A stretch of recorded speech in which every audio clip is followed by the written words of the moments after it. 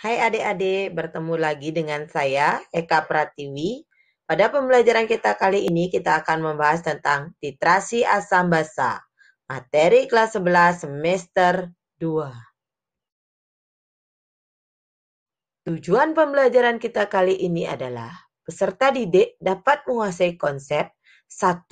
Netralisasi 2. Titrasi asam basa 3. Titik akhir titrasi 4. Titik ekivalen 5. Rangkaian alat titrasi.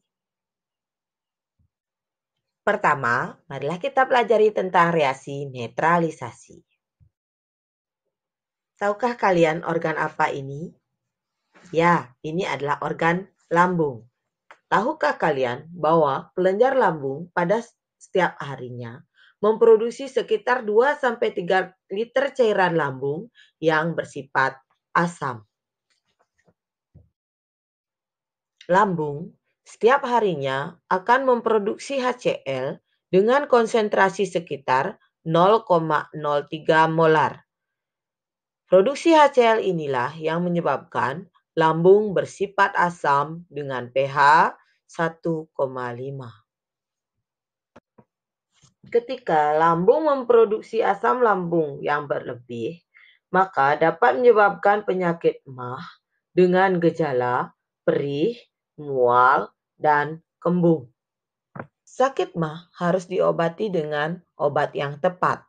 Untuk sakit MAH, obat yang tepat adalah golongan antasida. Antasida umumnya mengandung senyawa aluminium hidroksida dan magnesium hidroksida yang bersifat basa. Antasida menetralkan kelebihan asam yang terdapat dalam lambung. Reaksi antara antasida dan asam lambung disebut dengan reaksi netralisasi. Reaksi netralisasi adalah reaksi antara asam dengan basa menghasilkan garam dengan air.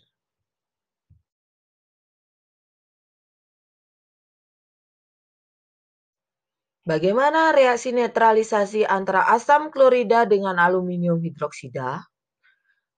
Asam klorida dan aluminium hidroksida bereaksi membentuk aluminium klorida dan air. Aluminium klorida adalah garam. Selanjutnya, mari kita mempelajari reaksi netralisasi asam klorida dengan magnesium hidroksida. Asam klorida dan magnesium hidroksida bereaksi membentuk magnesium klorida dan air. Sekarang kalian sudah paham kan apa itu reaksi netralisasi? Adik-adik, untuk meningkatkan pemahaman kalian tentang reaksi netralisasi, kerjakanlah soal berikut.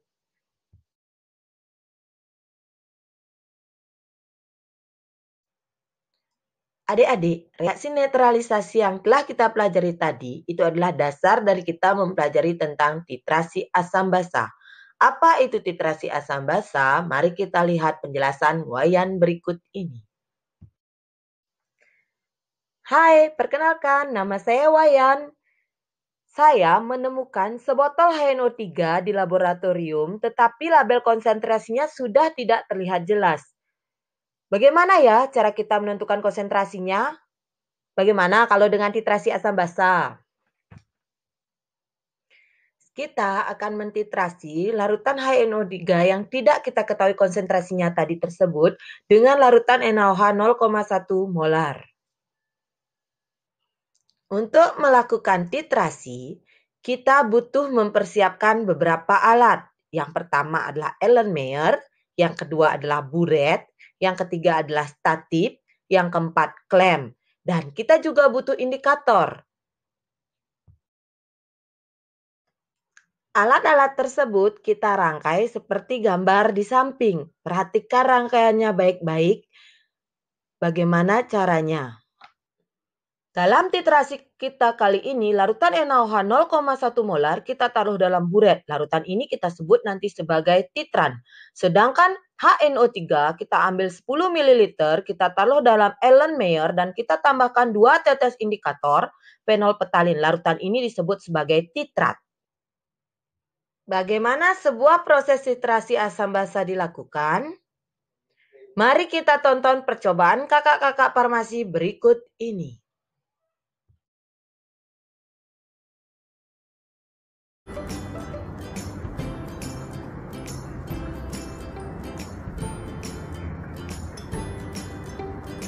Buratnya bisa diisi dulu lebih dari skala 0 yang pertama. Oke, setelah lebih dari skala 0, volume yang lebih itu bisa dibuang atau dikeluarkan. Oke.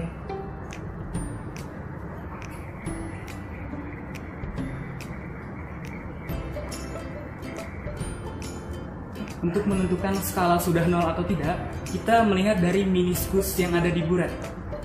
Meniskus itu adalah diagram lingkaran atau cekungan. Untuk reagen yang tidak berwarna, itu dilihat dari meniskus bawah. Oke, di sini. Untuk reagen yang berwarna, itu dilihat dari meniskus atas atau bagian atasnya di sini. Oke.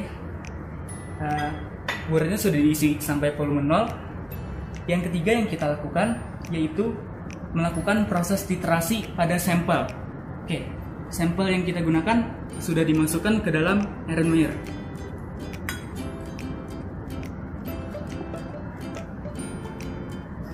Oke teman-teman, bisa dilihat sambil diperhatikan bagaimana proses titrasi atau bagaimana cara titrasi yang baik.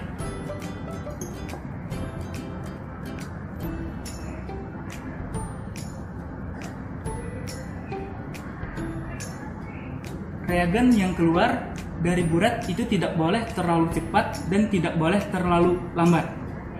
Jadi disesuaikan. Oke, setelah reagen cair keluar dari burat, pada Erlenmeyer itu sambil dilakukan penggojokan.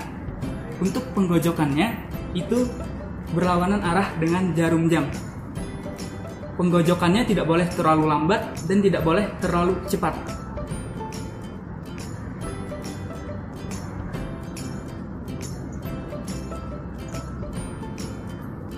Sampai kapan kita melakukan titrasinya? Titrasi dilakukan sampai terjadi perubahan warna sesuai dengan literatur. Oke, jadi tergantung dari percobaan atau eksperimen yang kita lakukan, teman-teman. Pada eksperimen kali ini, kita tunggu sampai terjadi perubahan warna merah muda, lemah. Oke, jadi jangan sampai warnanya terlalu merah atau terlalu tua.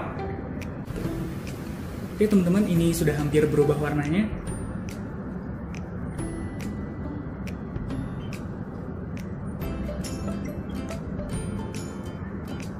Oke teman-teman, proses titrasi sudah selesai. Bisa dilihat terjadi perubahan warna merah muda lemah atau ungu muda.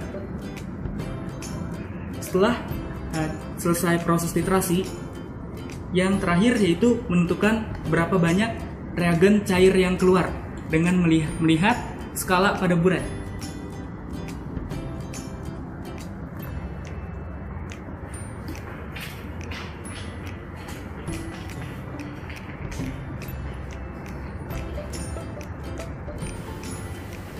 Kembali lagi, karena reagen yang digunakan itu tidak berwarna, maka meniskus bawah yang kita lihat 5,1. Oke, dari yang terbaca di skala burat itu adalah 5.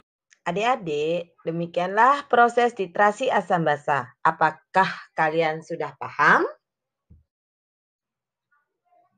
Untuk menambah pemahaman kalian tentang titrasi asam basa, silahkan kalian kerjakan LKPD 01 yang dibagikan gurumu. Setelah kalian menyelesaikan LKPD 01, selanjutnya ikutilah tes uji pemahaman melalui link yang diberikan oleh gurumu. Adik-adik, kalian telah mempelajari bahwa titrasi asam basa memerlukan alat titrasi. Jika di lab sekolah kalian tidak tersedia alat titrasi, dapatkah kalian membuat alat titrasi dari bahan di sekitar kalian? Jadikanlah itu proyek dalam pembelajaran kita selanjutnya.